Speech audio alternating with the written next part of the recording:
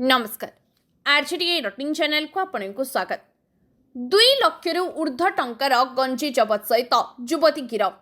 गंजी चालाण को रोकबारे पुलिस जेते कौशल व्यवहार कर चोरा चालाण सेते परिमाण में बढ़ुची।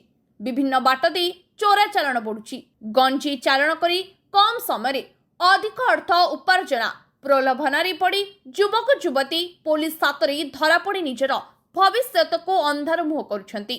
गत 28 तारिख दिन जड़े युवक 30 किलो गंजी सहित धरा पड़ा बेले आज जड़े युवती रेल स्टेशन परिसर गंजी चारण करुवा बेले धरा पड़ी।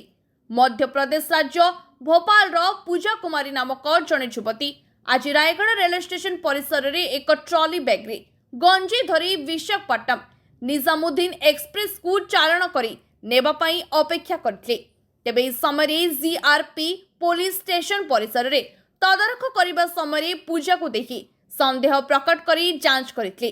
जांच बेले पूजा ट्रॉली बैग और गोटे स्कूल बैग रु 23 किलो 600 ग्राम गंजी जबत करथिले। तुरंत जीआरपी पुलिस मजिस्ट्रेट प्रज्ञा परिमिता उपस्थित रे पूजा को गिरफ्त करी कोर्ट चालाण करछि। गंजी जबत बेले एसआईबी सूर्य मायरन एएसआई बी के बालू एवं ए लक्ष्मी उपस्थित रहिथिले।